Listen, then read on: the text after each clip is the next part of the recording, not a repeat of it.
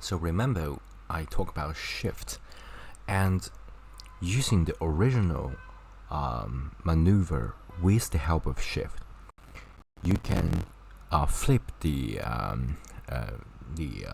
thing that you want to do. So for example, if I got here, I want to grab. Previously, I just press X. Okay.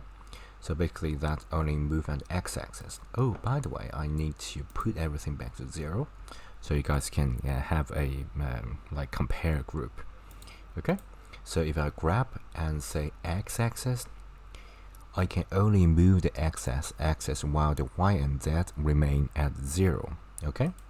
But here's the thing: if I just click and grab, but this time I'm holding Shift while pressing X, something amazing happened. So basically, you can see the X is not moving, only the Z and Y axis is moving.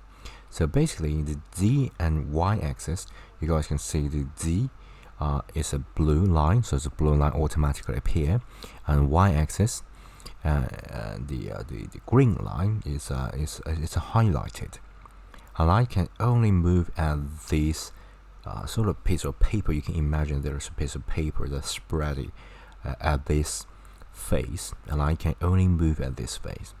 Okay, but I can't push it forward or backwards because X, this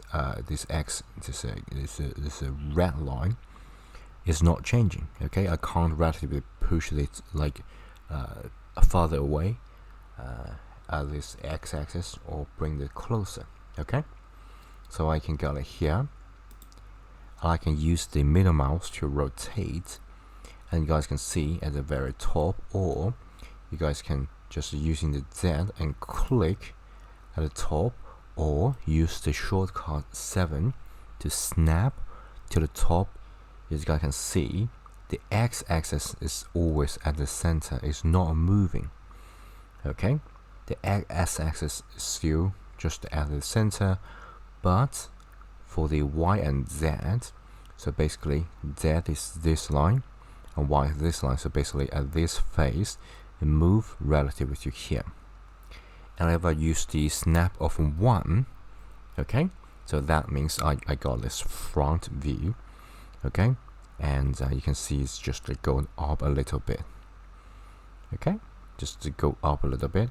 At this face, it go left a little bit. So if I snap 3, this face, a side view, you move top and left a little bit. So yeah, you sort of get the feeling of how it's done. So we got X, and then I think you know the drill. I'm going to do that a little bit quicker, right?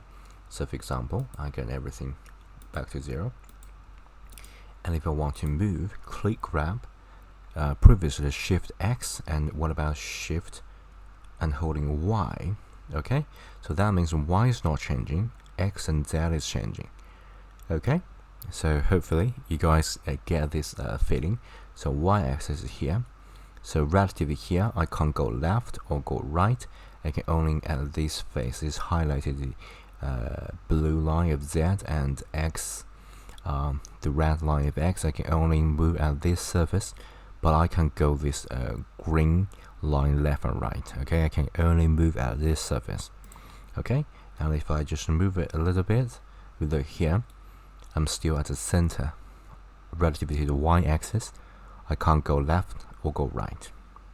Okay, and I think you know the drill, so I'm going to do and finish all that in a single video. What about Z axis? I want to grab it, and same time Shift and Z. So basically I can only move at the X, this, and Y.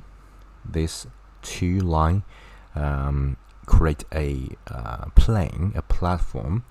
I can only move at this platform. I can't go up, so I can't go up all the way shooting to the sky, Z axis, as well as going down. I can only move this way, and if I just move a little bit, you can see relatively, you can't see Z axis, but you can sort of imagine it's still on the ground. It's not moving up, it's not moving down, it's still relatively to the Z axis, is still at the 0. Okay, so basically adding shift and do that certain axis, you press that axis is not moving, and the rest of the axis is just like a freedom of moving. Okay, so yeah, you learn the opposite.